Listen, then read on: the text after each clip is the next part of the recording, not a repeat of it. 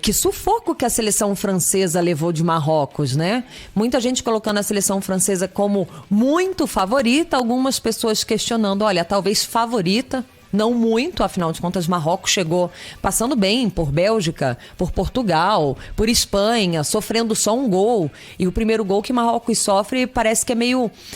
deu um tilt ali no sistema defensivo deles, muito sólido, né? Eles bateram a cabeça. E o mais legal foi que depois do gol relâmpago, né? 4 minutos de jogo, o gol mais rápido dessa Copa do Catar, eles foram pra cima. Eles em nenhum momento, né? Todo mundo fala, a seleção do Marrocos é organizada, eles se fecham, né? Se armam. Eles não tiveram medo de peitar a França. Eles foram pra cima, eles buscaram o jogo. Isso foi muito bonito de se ver. Sim, eu achei um jogaço de bola, porque, como você bem destacou, né?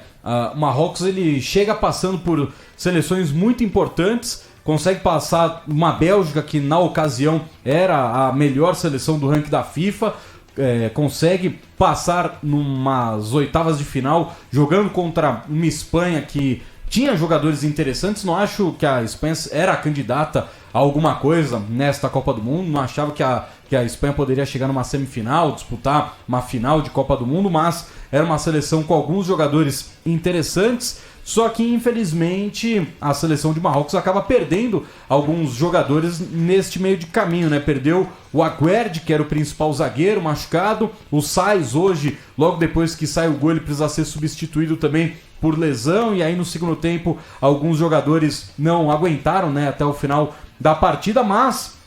foi uma seleção que brigou e brigou muito. Conseguiu, diante de uma França que a gente vem falando há muito tempo, que é uma geração espetacular da seleção francesa, que, se não for a melhor seleção do mundo na atualidade, está facilmente entre as 3 melhores seleções da atualidade. E Marrocos conseguiu fazer um jogo pau a pau, um jogo frente a frente contra a seleção francesa. Teve o erro no primeiro gol, e aí o segundo gol é uma questão que os caras estavam tentando empatar o jogo, toma um contra-ataque na jogada de um dos melhores jogadores do mundo, bola ainda sobra pro Kolo Muani, que vai lá e marca o primeiro gol dele em Copas do Mundo. Só que Marrocos, não gosto muito desse discurso, mas não tem outra expressão, né? Marrocos caiu de pé, porque fez tudo que pôde, bateu de frente contra uma seleção que no papel era muito melhor, só que taticamente na entrega, Marrocos conseguiu equilibrar muito esse jogo, né, PDV? Olha, de fato foi um jogo muito legal, né? Marrocos mostrou uma nova face também, por conta de ter que assustar a França, né, em alguns momentos. Foi muito interessante de ver isso, o ímpeto de uma seleção que chegou numa semifinal e que não estava satisfeita, apesar de já marcar seu nome na história das Copas, né? Isso é muito legal. Estou até escrevendo um texto aqui, estou destacando justamente o trabalho do treinador, né? O Walid Regragui. Divulga o seu papel, o seu trabalho, aliás, divulga o seu trabalho, hein?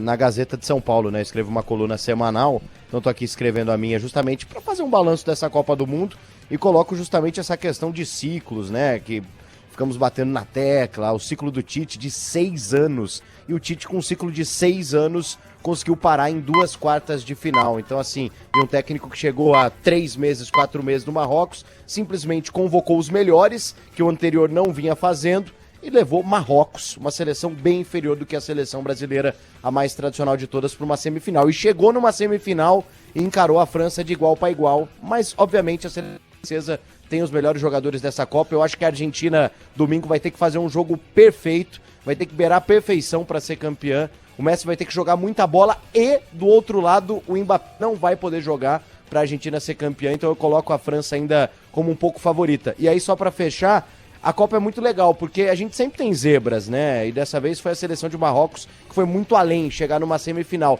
Mas é impressionante, né? Que final, para estar numa final de Copa do Mundo, aí você tem que ter muita tradição, né? Quase sempre são as mesmas seleções.